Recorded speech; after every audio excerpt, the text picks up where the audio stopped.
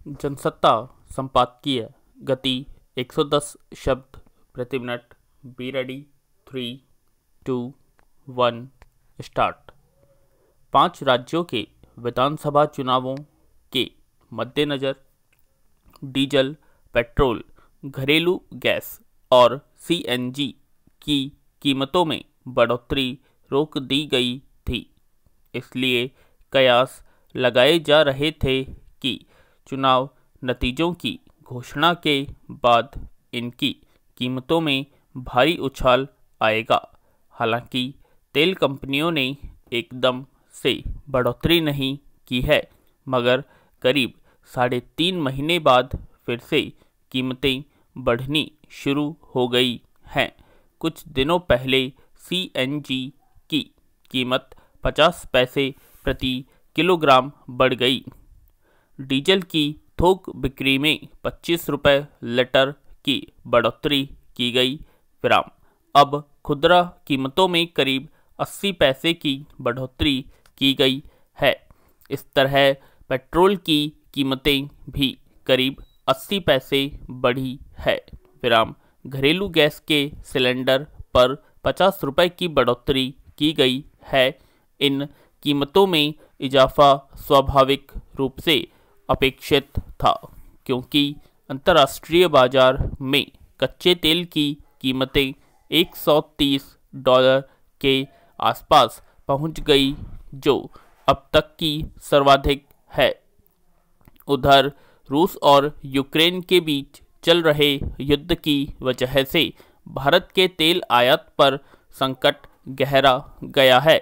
विधानसभा चुनावों से पहले केंद्र और कुछ राज्य सरकारों ने उत्पाद शुल्क में कटौती करके कीमतों को काबू में लाने का प्रयास किया था। मगर यह मूल समस्या का स्थायी हल नहीं माना जा रहा था। पिछले 3 महीने से तेल के दामों की समीक्षा रुकी रहने की वजह से तेल कंपनियों पर वित्तीय बोझ पड़ रहा था। इस दौरान उन पर काफ़ी बोझ बढ़ चुका है।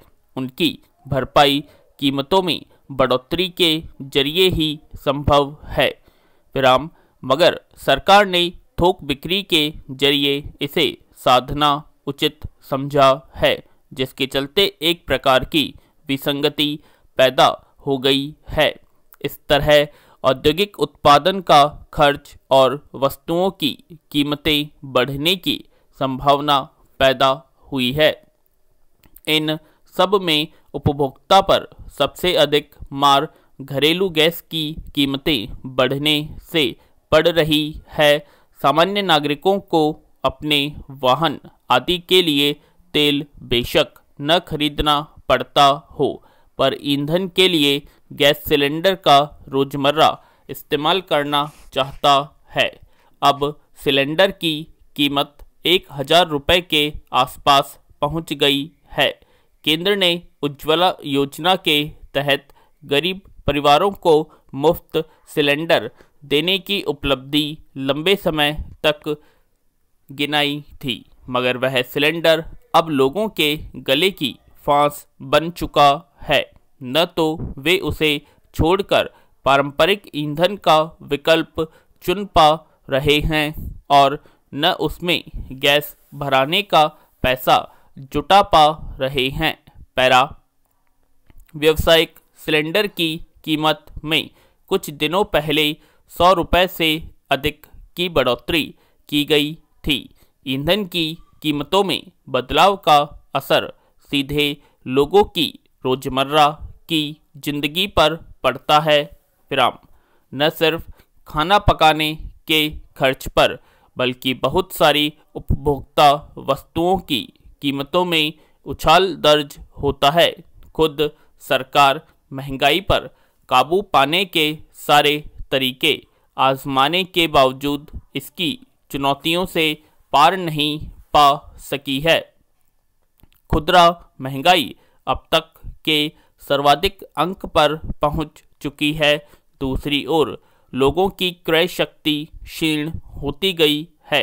अर्थव्यवस्था को पटरी पर लाने की तमाम कोशिशों के बावजूद सूक्ष्म, लघु और मझोले कारोबार पटरी पर नहीं लौट पाए हैं। विराम। जिन लोगों के रोजगार छिन गए उनका संकट अभी दूर होने के आसार नज़र नहीं आ रहे। ऐसे में रोजमर्रा इस्तेमाल होने वाली चीज़ों के दाम बढ़ने से उनके जख्म और हरे हो रहे हैं। पैरा। भारत और ऑस्ट्रेलिया के बीच शिखर वार्ता में रूस यूक्रेन का मुद्दा प्रमुखता से छाया रहना दोनों देशों की चिंता बताने के लिए काफ़ी है। विराम। प्रधानमंत्री नरेंद्र मोदी और उनके ऑस्ट्रेलियाई समकक्ष स्कॉट मॉरिसन के बीच वीडियो कॉन्फ्रेंसिंग के जरिए हुई शिखर वार्ता इस जरूरत को रेखांकित करती है कि रूस और यूक्रेन के बीच तत्काल युद्ध खत्म होना चाहिए। मॉरिसन के साथ शिखर वार्ता से पहले प्रधानमंत्री मोदी जापान के प्रधानमंत्री फूमियो किशिदा के साथ दिल्ली में बैठक कर चुके हैं। बैठकों का यह दौर वैश्विक राजनीति में तो भारत का कद बढ़ा ही रहा है। इससे यह भी साफ हो गया है कि अब बड़े देश भारत की नीतियों की उपेक्षा नहीं कर सकते। गौरतलब है कि अमेरिका के अलावा भारत, ऑस्ट्रेलिया और जापान तीनों ही उस चौगुटे क्वाड समूह के सदस्य हैं जो एशिया प्रशांत क्षेत्र में अब चीनी विस्तारवाद से मुकाबला के लिए बनाया गया है। लेकिन रूस यूक्रेन युद्ध के मसले पर क्वाड के सदस्य देश जो भी रणनीति अपनाएंगे उसमें भारत की भूमिका अहम होगी।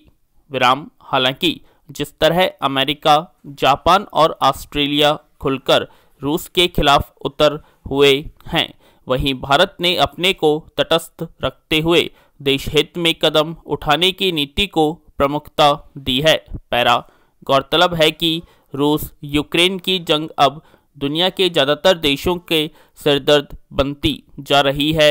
इसकी बड़ी वजह यह है कि रूस के विरोध को लेकर खेमेबंदी बढ़ रही है।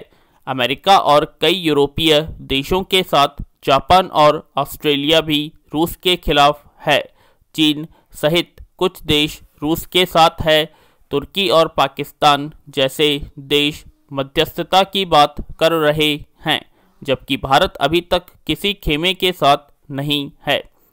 तटस्थता की नीति पर चलते हुए वह तत्काल युद्ध रोकने के पक्षधर है। भारत जहां अमेरिका के नेतृत्व वाले चौगुटे का अहम सदस्य है, वहीं यूक्रेन पर हमले के लिए उसने रूस को जिम्मेदार नहीं ठहराया है, बल्कि रूस पर आर्थिक प्रतिबंध लगाने के बावजूद भारत ने उससे कच्चा माल खरीदने का फैसला किया। विराम। सुरक्षा परिषद में भी रूस के खिलाफ मतदान के दौरान भारत गैर हाजिर रहा। अमेरिका को ये सब बातें चुभ रही हैं, इसीलिए वह जापान और ऑस्ट्रेलिया जैसे क्वाड सदस्यों के जरिए भारत पर रणनीतिक दबाव बनाने में लगा है। अमेरिका की चिंता यह भी है कि इस युद्ध के चक्कर में क्वाड का मकसद कहीं पीछे न छूट जाए। पैरा। यह सही है कि किसी भी देश को अपनी विदेश नीति तय करने का पूरा अधिकार है। अच्छी और संतुलित विदेश नीति भी वही होती है जो दुनिया के हालात के साथ अपने राष्ट्रीय हितों को सर्वोपरि रखे। विराम। ऑस्ट्रेलिया और जापान के प्रधानमंत्रियों ने भारतीय प्रधानमंत्री के साथ वार्ता में रूस को लेकर जैसी तल्खी दिखाई, उसके पीछे रणनीति यही रही होगी कि भारत भी रूस के खिलाफ वैसा ही रुख अपनाएगा। हालांकि जापान और ऑस्ट्रेलिया दोनों के साथ भारत के कारोबारी रिश्ते काफ़ी अच्छे हैं और इन वार्ताओं में दोनों देशों ने साथ निवेश और व्यापार पर खास तौर से बात हुई है। जापान और भारत के बीच 6 समझौते हुए हैं और अगले 5 साल में जापान भारत में 3 लाख करोड़ रुपए का निवेश करेगा। भारत ऑस्ट्रेलिया की शिखर बैठक जो साझा बयान आया उसमें जोर संयुक्त राष्ट्र घोषणा पत्र, अंतर्राष्ट्रीय कानूनों और राज्यों की संप्रभुता का सम्मान करने जैसी बातों पर है। होना भी यही चाहिए और भारत चाहता भी यही है, पर दुनिया के कितने देश ऐसा कर रहे हैं? पूर्ण विराम।